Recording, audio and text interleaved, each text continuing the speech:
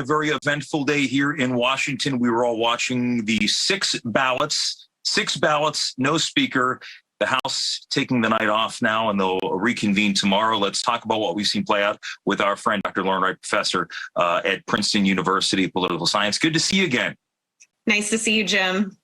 We were going to have you on. We were waiting to see how it would go tonight. And now that we know that there will not be a speaker here, I know people were expecting this to go multiple ballots. I don't think people expected to get to this point and still no sign of a resolution.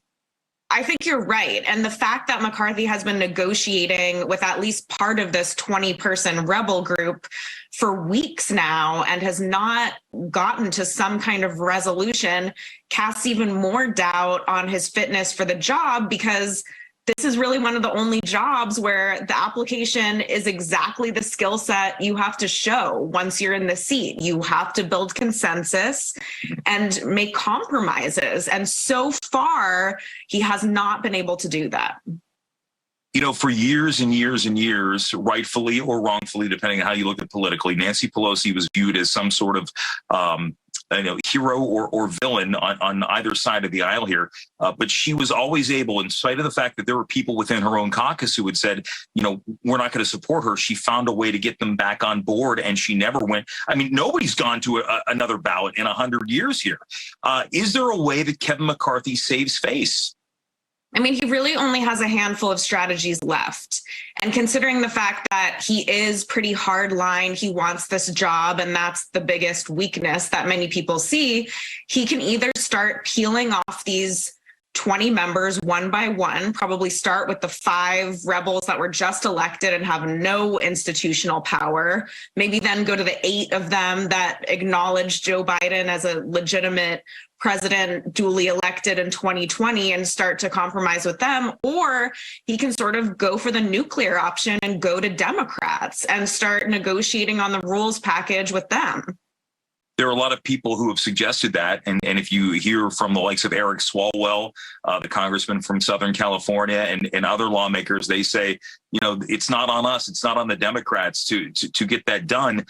But there's a lot of messaging but this inaction is certainly sending a lot of messages in many different directions. It's not on the Democrats to get it done, but eventually, if they inflict enough pain through watching this multiple rounds continuing, there is an incentive for them to get something out of this, whether it's more power on committees, whether it's certain legislative accomplishments that they want to talk with McCarthy about. So acknowledging that they're not in the majority and that this 20-person holdout isn't going to do what McCarthy wants, no matter what it looks like, they might behind the scenes be scheming about how is this going to game out and how could we get some benefits here and maybe look like the heroes at the end. Yeah, well, and people have said, those speaking in favor of Kevin McCarthy have gotten up and correctly pointed out that they have the majority now, and he was the one who was in charge of messaging there. And there were a lot of issues that they ran on and things that they wanted to see done, that, you know, whether it be economic issues, whether it be about some of these investigations that many Republicans want to see happen. They can't do anything right now at this point. And you know, is this, I think there were some members of the GOP caucus, Nancy Mace of South Carolina, one of them, who pointed out Matt Gaetz specifically and said, what are you trying to accomplish here?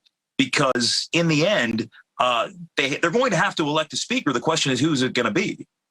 Right. And so either they're going to have to cave on these demands that they've made, and they keep moving the goalpost. McCarthy has actually given in to a lot of the requests, and now they want other things, which, by the way, they might do to Steve Scalise or Elise Stefanik. They might do the same exact thing to them. Yeah. Or they're going to have to start over completely. And so it's true. McCarthy at least is starting from, I think, 91% rather than 0, which would be those other candidates. And it becomes a much longer, more drawn out process. But it is remarkable that this is happening, and it is a very weak position for him to be in. In these rules that were negotiated before we got to this point, there was something in there, and this was something that was sort of a kill switch when John Boehner was sort of forced out the door. Was this idea that under the rules agreed to, it would take, at least right now, only one member to get up and say, we need a new vote for speaker. And there have been different numbers in the past, but it would be a very small number of members that could undermine whoever the speaker may be. And the question I've heard a former Republican congressman say today is, who would want the job at that point? Right, because it's not an important or substantive speakership at that point. So I believe what they agreed on is 5 members right now. In the past, what they want is 1, right. Which, as you said, is pretty much untenable. And so I think the question for McCarthy is, do you really keep giving carrots to this group? They're clearly not negotiating in good faith. Or is it time for some sticks, or maybe to go to Democrats and see what you can get from them and punish Republicans for behaving in this way and making it clear to them that they can't hold up legislative proposals in this manner? They'll get bad results again. The last question I have for you, because again, this was brought up by Congressman Chip Roy, who has been advocating for Byron Donalds. He had said, the average person, the average American is not watching this and saying, oh my God, we don't have a speaker. They're worried about more important issues. The reality, though, is, and again, it goes back to the idea, yes, there are absolutely important things that people across this country care about more so than who the speaker is going to be. But until you get a speaker, you can't accomplish any of those issues. That's right. And I do think that it's a very clear picture, even if you don't pay attention much or understand much about politics, this is chaos. It makes the country look bad. It makes the party look bad. They're not getting anything done. And then they can't even pay their staff if they draw this out after the 13th. And so I think that is easy to understand for most Americans. They don't want to see that. And that's when you get even lower congressional approval ratings than the low double digits that they already have. Can it get any lower at this point? Oh, yeah. It can always get lower with Congress. Yeah. Dr. Lauren Wright, we appreciate it. Good to see you. Good to see you.